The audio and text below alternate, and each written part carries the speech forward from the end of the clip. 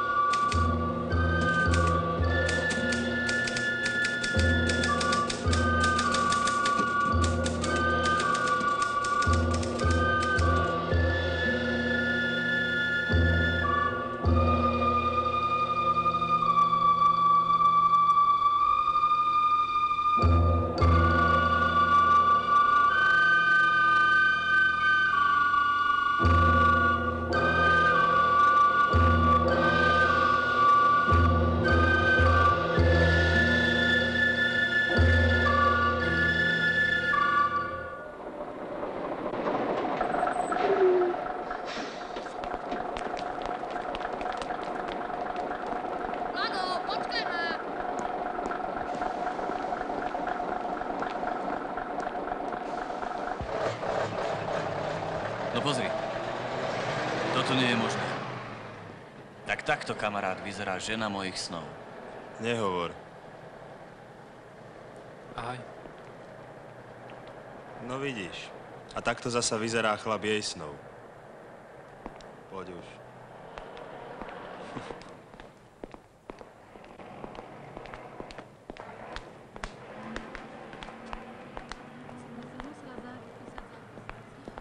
Neprehováraj ma už. Povedal som ti, tajomníka robiť nebudem. Ešte porozmýšľaj. Sú tam všetci, ktorých ste tu chceli mať. Ďakujem. Predseda, môžeš na chvíľu? Hneď! Predstavím vás a potom si to už organizujte sami. Dobrý deň.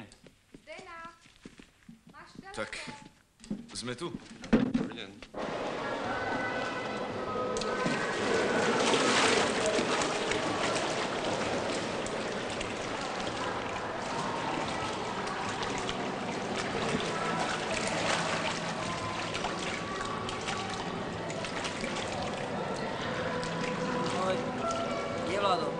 Má tréning. Príde? Počul si už o tom, Peter, že čo tu chceš, vypadni. Náš park budeme mať už len maximálne 2 roky.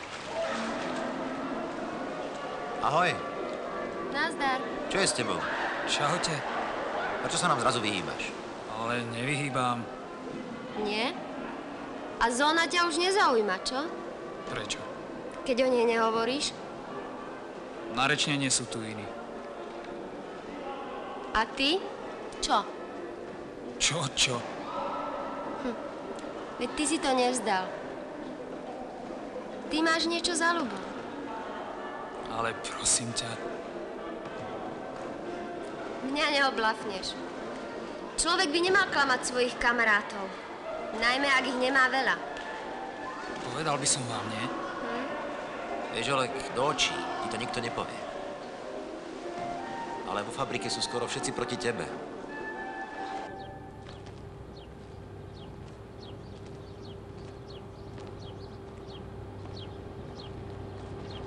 Vyzerá to tak, že základové pomery sú v poriadku. Dobré je, že tie oporné stĺpy sú zo železobetónu. Dali by sa využiť. A vieš aspoň približne odhadnúť, koľko by... Pozrite. Čo? Ten tu chce. Zákon schválnosti.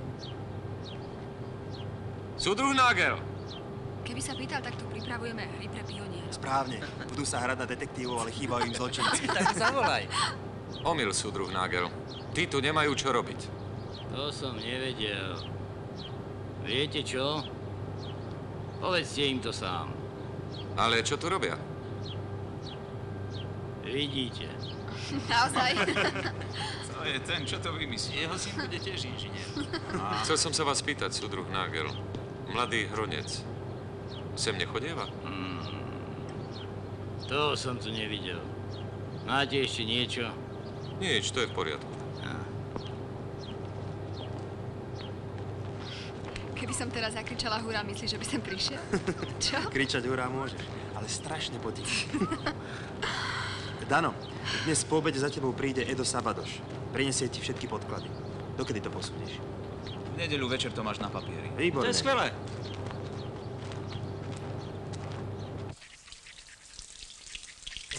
Čo robíš, ty somár? Čo z toho môže byť? Teda najviac. Najviac? Že ma vyhodia z fabriky. To určite. Kvôli jednému článku. Debatujeme. Mama, ja sa sprchujem. Nie som na teba zvedavá. A už vylez. Raz tu v ulici praskla rúra, pretože sa nemohol šlupkať, odsťahoval sa k Igorovi. Ty si u ňoho býval? Vary teda nevie. Mal by sa oženiť. To zvládne. A rýchlo. Ty si tomu dal. Haste krámy.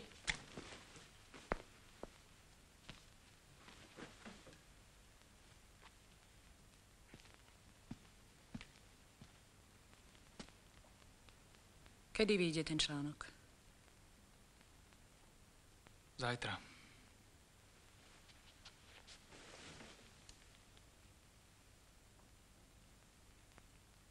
Máš strach? Do spevu mi nie je. Ale snáď im to zapne. Čo zapne? Že musí ísť o čosi skutočne vážne, keď som schopný porušiť jasný príkaz a obetovať kvôli tomu miesto. Daj teraz pokoj. Ak ten tvoj článok presvedčí väčšinu, musí sa to skončiť dobre. Myslíš, že presvedčí? Väčšinu? Sotva.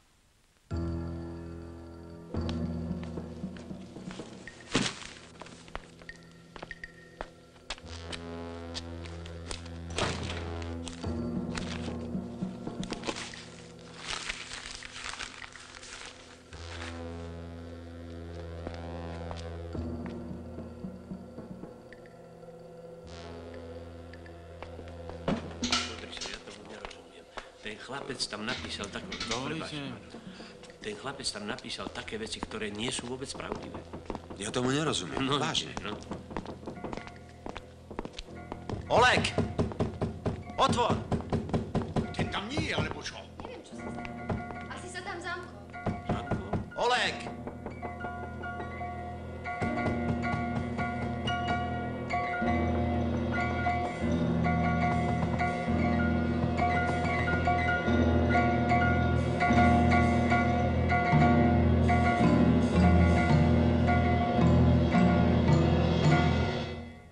A ďalej. Článkom napadol a znevážil dlhoročné úsilie stranických a hospodárskych pracovníkov závodu. Výsledok? Vo fabrike sa viac diskutuje, ako robí. Dvojka už neplní plán a trojka mala pracovný úraz. Treba energicky zakročiť a pôvodcu potrestať. Až na ten úraz. Mišo sa ožral. Máš, súdruh námestník, pravdu. Treba s tým skoncovať. A názor predsedu strany? Oleg Hronec porušil šéf-redaktorov príkaz a zneužil svoje postavenie. Je jasné, že musí byť potrestaný. Zväzáci? Vierka, kde je Chrástek? Zastupujem ho. S tým, čo Oleg urobil, nesúhlasíme a odsudzujeme to. Ja ho chápem. V podstate mu išlo o dobrú vec, ale tou tvrdohlavosťou a vystupňovanou agresivitou. Nebuďte smiešní. Počujete ho? Hronec kalkuluje s menom a zásluhami svojho otca. Myslí si, že si môže všetko dovoliť. Môjho otca nechajte na pokoji, lebo... Lebo čo? Súdruha Chrasteka ste už zbili. Zbijete aj súdruha Zagara? Tak zlé to a zdá s Olegom nie je. Možno sa na vojenčine zmenil. Neviem. Aký navrhuješ trest?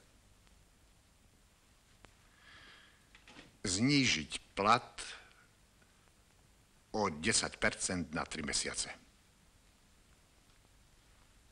Zákonník práce pozná vyšší trest. Rozviazanie pracovného pomeru pre stratu dôvery podľa paragrafu 46, odstavec 1. Je to síce tvrdé, ale čo Hronec urobil, je vlastne sabotáž. Preto sa prikláňam k súdruhovi Kvasničkovi. Súdruh riaditeľ, už sú tu tí Košičania. Hneď. A čo vy? Chcela by som sa poradiť s výborom. Dobre. Zajtra do 10:00 čakám vaše stanovisko. Tak mi ho zožente. Tak mi to láskavo zistíte. Nehnevajte sa, ale teraz na vás vôbec nemám čas. Nevadí, ja počkám. Haló, hovoríme do čerta. No, tak na mňa nečakajte a choďte. Ahoj, Dušan, vydrž. No, zajtra príďte.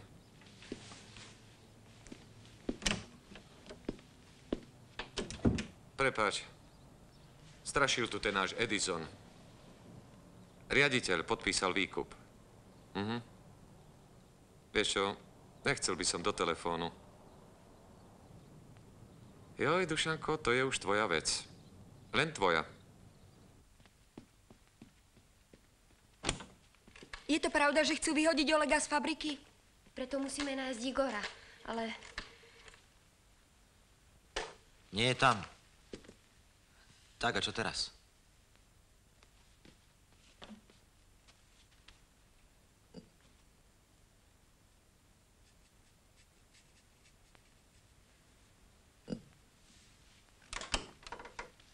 Necháš to. Ešte sú horúce. Nech už ja. Húžaj sa prac.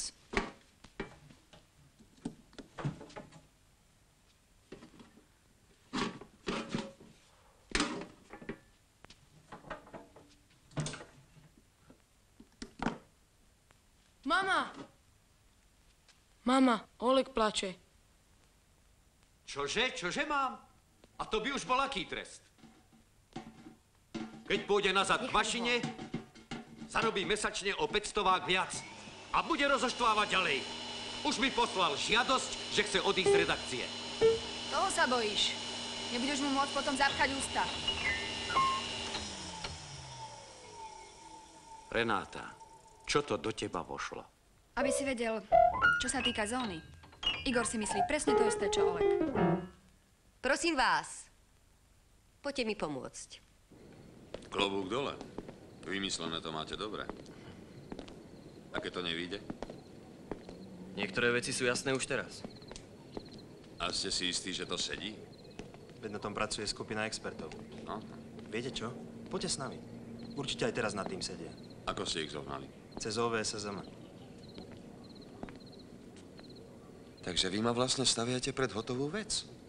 No ale... Dobre. Čiže od nás fabriky vie o tom Renáta, Laco a... A vy. A ja.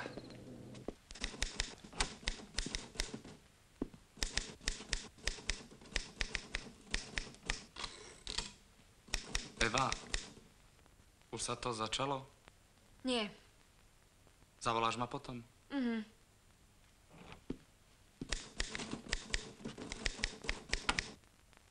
Už je 10, nie? Je tam Viera. Ale tá predsa o ničom nevie. Nie. Ak to Sabadoš nestihne. Musíme riskovať. Edo vie, čo má robiť. No.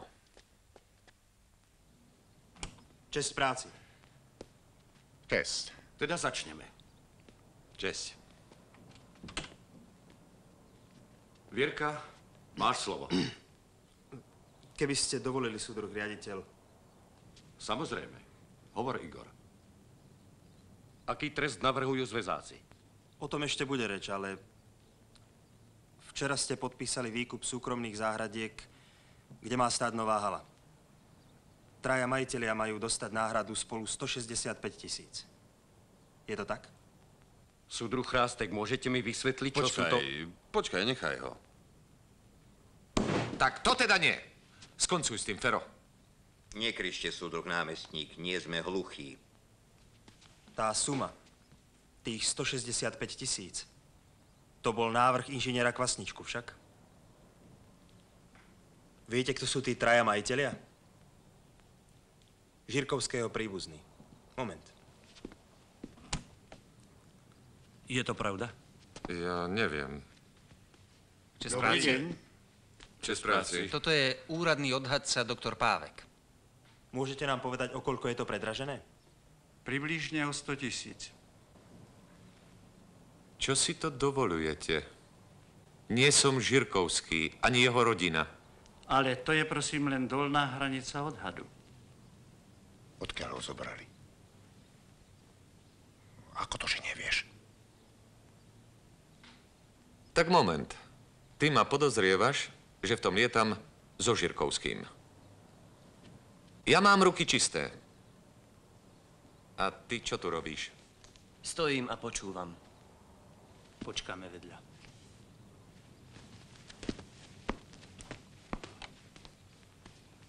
Vo svojom článku tvrdíte, že stavať halu s využitím skladov by bolo o 10 miliónov drahšie. A to nie je pravda. Chceš povedať, že to po mne niekto zrátal? Špecialisti. Jasne som napísal, že ide len o odhad. Mohol som sa zmýliť. Zmýliť sa o 30 miliónov? Tomu sám neveríte. Keď využijeme sklady, ušetríme na materiáloch, kapacitách a energiách najmenej 20 miliónov. Faktom je, že výstavba bude časovo náročnejšia. No prosím. Nehovoril som. O koľko? Vyzerá to, že o rok. Odkiaľ máte tie čísla? Je vám jasné, že sa na to pozrieme? Áno. Veď o to chlapcom išlo.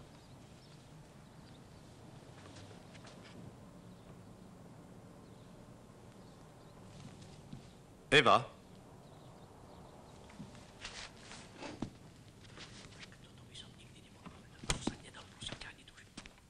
Prosím. Zavolaj mi bezpečnosť. No vidíš. A zelená zóna je naša.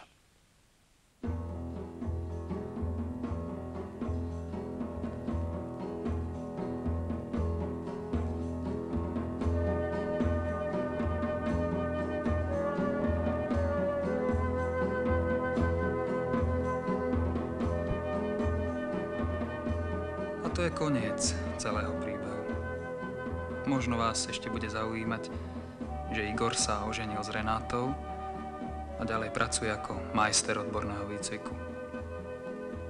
Že manželstvom sa skončila aj dlhoročná známosť Viery a Paľa, ktorý po Igorovi prevzal funkciu predsedu celozávodného výboru. A ja? Moju žiadosť vrátiť sa do výroby zamietli. A za trest mi na 3 mesiace znížili plat. Ďalej teda pracujem v našej redakcii a pripravujem sa na vysokú školu. Moment, telefon. Aha. Ale to už je celkom iný príbeh.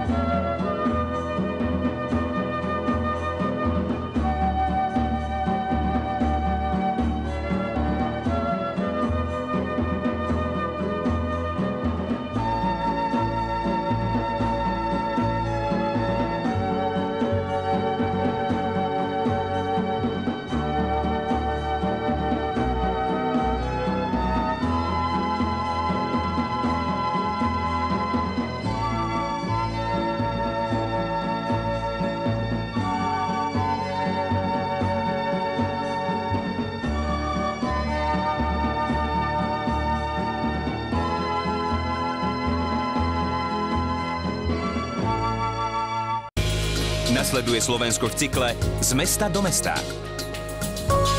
Na jednotke.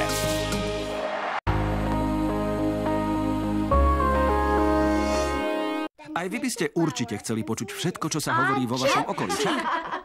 Čo vravel? Ale nič dôležité. Vo veľkých prednáškových sieňach je neraz nemožné prednášajúcemu rozumieť. Nerozumiem ani slovo z toho, čo hovorí. Aj vy by ste určite chceli počuť všetko, čo sa hovorí vo vašom okolí, však? Predstavujeme vám fantastický zosilňovač zvuku EarZoom, s ktorým budete počuť podstatne lepšie. Volám sa Mike Bogart a chcem vám dnes predstaviť tento úžasný EarZoom. EarZoom môže zmeniť to, ako počujete okolitý svet na pracovisku, v škole alebo doma. Tajomstvo EarZoom spočíva v špeciálnom mikrofóne, vyrobenom najvyspelejšou technológiou, ktorý prijíma zvuky z každého smeru. EarZoom zachytí zvuky až z 25-metrovej vzdialenosti a zosilní ich na 60 decibelov.